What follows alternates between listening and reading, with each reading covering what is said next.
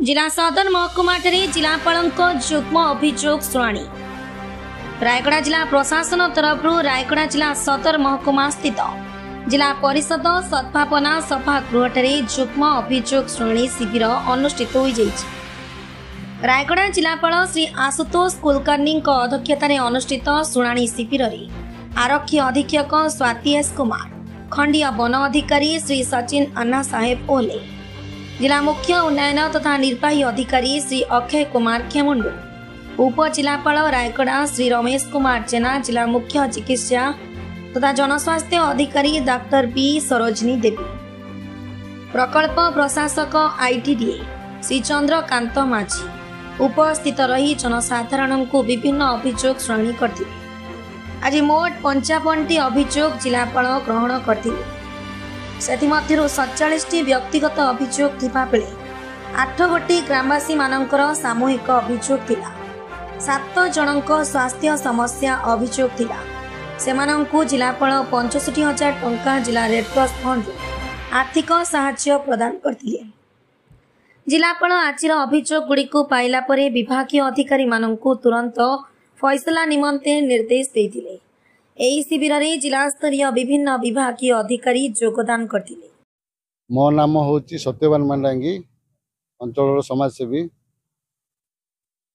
आज आम जिलापाल ऑफिस को आसीथिलु। मोर पिपड़ा ग्राम पंचायत उहापाका ग्राम रे विष्णु मांडांगी जनक जन्मरु मुखबधीर अछंती एवं आज को 3 मास है से गोटे झील को बाहती सी मुखबधीर अच्छा तो दुहे जेहेतु मुखबधीर तो से परिवार पोषण बहुत असुविधा होची जहाँकि से माने तांकर मुखबधीर सर्टिफिकेट रे 100% थिले भी आज पर्यंत तांकर सरकार घोषणा अनुसार 3,500 टंका पाइबारे वंचित होउचंती। तो यही सब असुविधा जो आमे पंचायत ब्लॉक स्तर रे जनैला परे आज आमे जिलापाल को जनैया आसथिलु जे तांको सही जो सहायता दरकार ताको देबा संगे संगे तांको अधिका सहायता माने तांको गोटे आवास गृह गोटे दरकार एवं तांको बंचिया पई किछि आर्थिक सहाय्य कले मु जिलापाल को अनुरोध करे आज जे एही 2 जन मुखबधीर स्वामी स्त्री को किछि बंचिया पई सहायता दियंतु एतिकी मोर अनुरोध। सामर आमर लोक माने दीपाली मल्लिक पेंटी कंडागरी माला तोइका ए माने चेकागुड़ा पाखर गोटे जगह लेआउट को देखी करी किणले। लेआउट को देखी किणला परे लेआउट तो देखी कर किणला परे एबे सेठी घर कला बेल को तार ऊपर 33 केबी लाइन जाइछि। से 33 केबी लाइन कथा से जे जमी बिकिथिला ताकू जाई कहला परे से कहला मते मधो किछि कहि नांती आ ए जे काढी देबे बोले आमे खाम खेलले देखला बेल को एते धंदा हेबो बोले आमे जणे नै तम ऑफिस को जाओ बोली कहले। ऑफिस को जाई वर्षे पर्यंत हैला ऑफिस रे जाई बुलुचु। ऑफिस रे गोटे एस्टिमेट कले 12,10,000 टंका बांध बोली कहले। पचारे एते असुविधार जगह किनला लोक 12,10,000 टंका कोटी देबे आज्ञा। तेणु करी आउरी ऑफिस रे जाई कहला पर ना यार विकल्प किछि नाइ कि नाइ पैसा बांधबार अछि। तापर गत थर मध्य कलेक्टर पाखु आमे आसीथिलु। कलेक्टर आउरी ऑफिस को आका पठेले। ऑफिस रे कहले नाइ पैसा न बांधले से जगह छाड़ी दियो।